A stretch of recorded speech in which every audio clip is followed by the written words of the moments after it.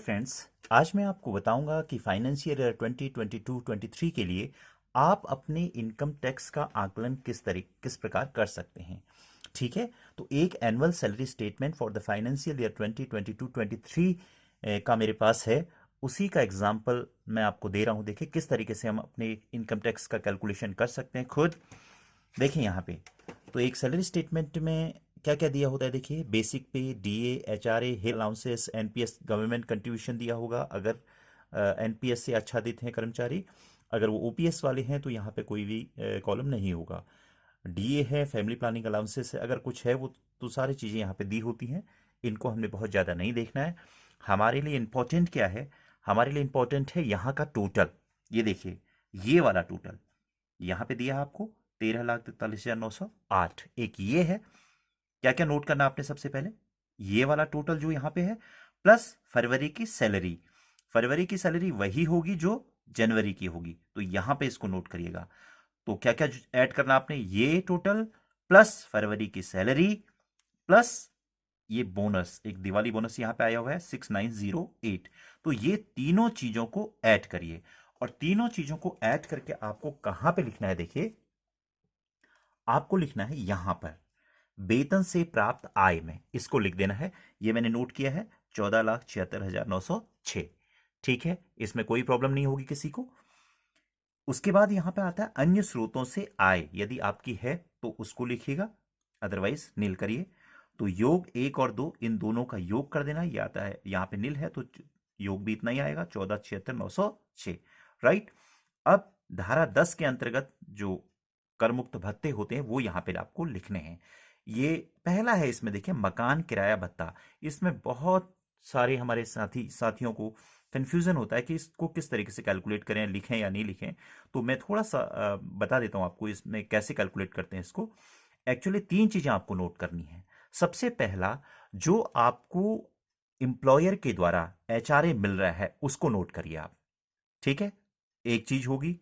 दूसरी चीज, अगर आप नॉन मेट्रो सिटीज में रहते हैं, उत्तराखंड में हम सभी नॉन मेट्रो सिटीज में रहते हैं।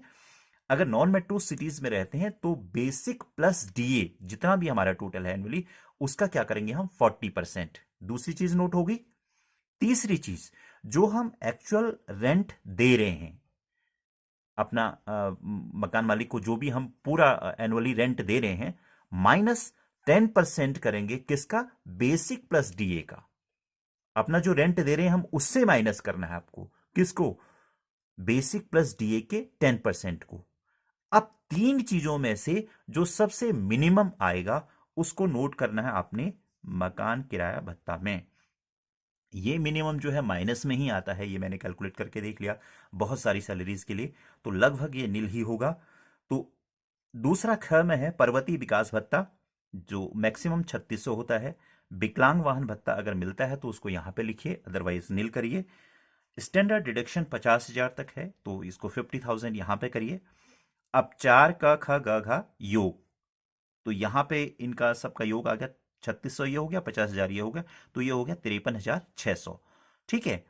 अब यहां पे लिखा है, पांचवें में लिखा है शुद्ध आय 3 के योग से 4 को घटाइए। यानी कि यहां पर जो योग आया है आपका, ठीक है, ये वाली से आपको ये वाला घटाना है, 53,600 घटाना है। तो इसको बचता है 14,23,306। ठीक है। अब यदि आपका गृह ऋण का ब्याज, होम लोन का यदि आपका ब्याज है, थोड़ा सा ध्यान रखिए इसको।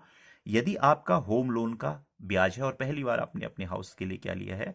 होम लोन लिया है, तो यहां पर आप 2 लाख तक घटा सकते हैं मैक्सिमम।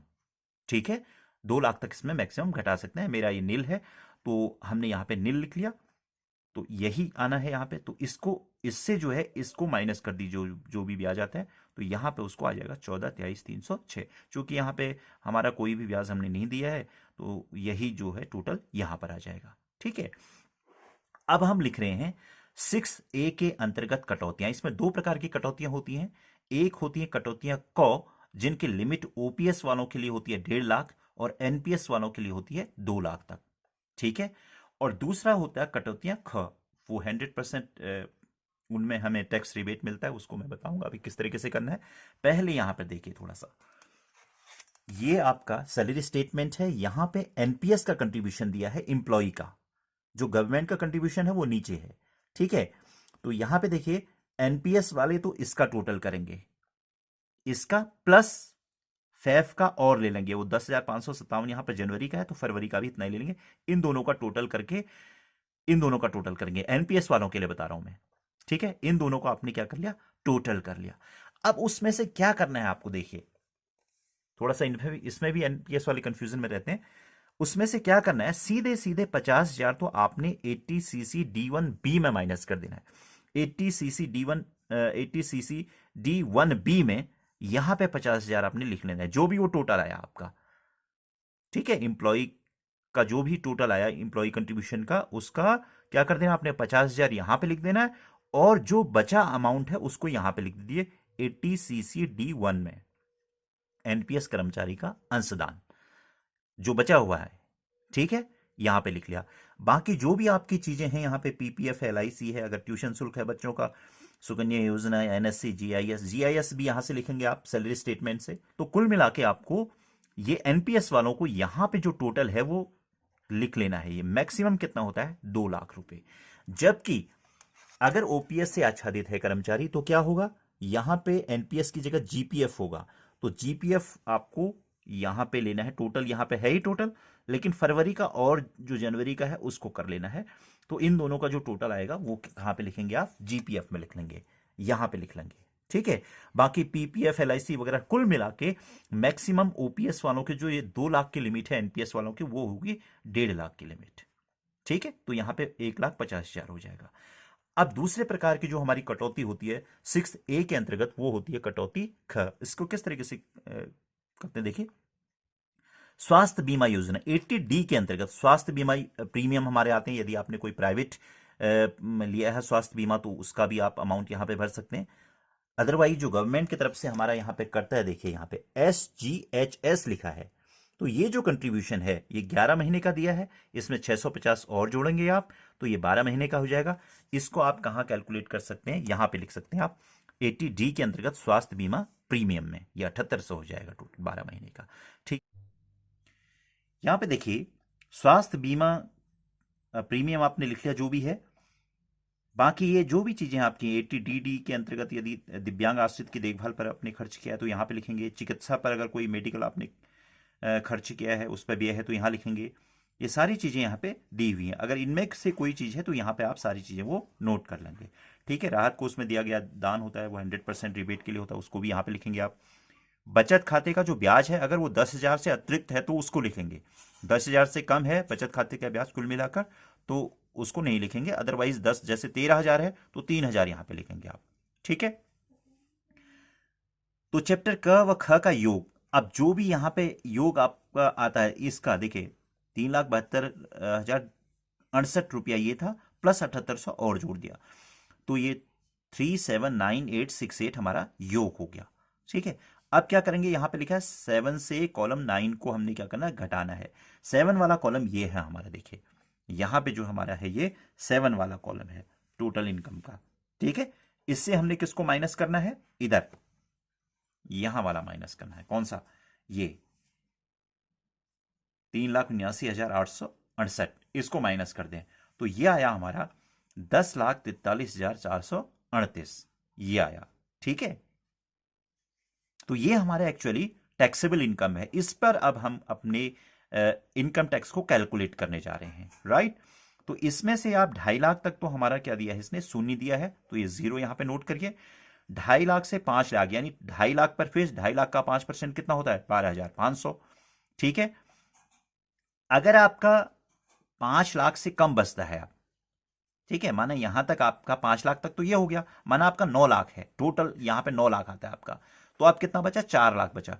तो 4 लाख का, क्योंकि 5 लाख से 10 लाख तक यहां पे दिया है तो आपका कितना बच रहा है, 4 लाख बच रहा है, ठीक है। 9 लाख था यहां पे आपका टोटल, तो 5 लाख तक तो यहां पे हो गया आपका, ठीक है। तो 5 लाख से 10 लाख कह रहा है, 4 लाख पे 20% निकाल के यहां पे लिखेंगे आप, समझ गए। अब चूंकि ये 10 लाख से ऊपर है तो ये 5 लाख से 10 लाख कितना अमाउंट हुआ, 5 लाख का, 5 लाख का 20% कितना लिखा है, 1 लाख। ये कैलकुलेशन आपकी समझ में आ रहा होगा। 10 लाख से ऊपर है ये, एक्चुअली 43,438 10 लाख के ऊपर है, तो 43,438 का 30% हमें निकालना है, यहां पे आ गया। अब इन तीनों का क्या कर देना है, टोटल कर देना है, ये हमारा जो है कुल आयकर हो गया। ठीक है, अगर आप छूट के अधिकारी हैं 87A के अंतर्गत, आपकी जो कर योग्य आय है, टैक्सेबल इनकम जो हमारी यहां पे 10,43,000 आई है, अगर आपका 5 लाख तक आता है तो आप 12,500 तक की छूट यहां पे लिख सकते हैं। ठीक है, फिर इससे इसको आप माइनस करेंगे तो यहां पर आ जाएगा, चूंकि हमारी ये छूट नील है तो 1,25,531 ही यहां पे हमने लिखा है। उसके बाद 4% निकालना है इसका। 4% कैसे निकालेंगे इसका, 1,25,531 गुणा 4/100 करेंगे, तो इसका 4% आ गया हमारा एजुकेशन सेस 5021 5,021 आ गया। इन दोनों का total income tax plus education cess, जो शिक्षा उपकर और स्वास्थ्य पे हमारा टोटल 4% होता है, इन दोनों का टोटल करिएगा, ये इतना टोटल आ गया 1,30,552। अब यहां पे लिखा है मार्च 2022 से जनवरी 2023 तक टीडीएस जमा, जो आपने जमा किया है यहां पे उसका उल्लेख होता है। देखिए, इनकम टैक्स 9,000 हमने कटवाया था पर मंथ का इनकम टैक्स, तो यहां पे 99,000 है। ठीक है, यहां पे आप केवल 11 महीने का लेंगे, ये ध्यान में रखिए, 12वें महीने का नहीं लेना आपने, केवल 11 महीनों का जो टीडीएस है उसको लेना है 99,000। तो यहां पर हमने भी ये क्या लिया है, 99,000 ही लिया। देखिए, जो ऑलरेडी हमारा टीडीएस कट चुका है, टैक्स डिडक्टेड एट सोर्स होता है, वो जो सोर्स पे ही हमारा टैक्स कट चुका है। अब हम क्या करेंगे, इतना हमें पे करना था, इतना हम ऑलरेडी पे कर चुके हैं, तो इसको क्या कर देंगे, माइनस कर देंगे। तो 1,30,552 से आप 99,000 को जब माइनस करेंगे तो ये आएगा 31,552। ये वो अमाउंट है जो आपका फरवरी के वेतन से कटना है मतलब, समझ गए जी। तो आई थिंक आपकी समझ में ये पूरा कैलकुलेशन आ गया होगा। अगर आपको कोई भी डाउट है, कोई भी इसमें कोई प्रॉब्लम है, या आप किसी और केस को फॉलो करते हैं, तो आप कमेंट करके बताइए, मैं पूरी तरीके से उसको सॉर्ट आउट करने की कोशिश करूंगा। Thank you very much.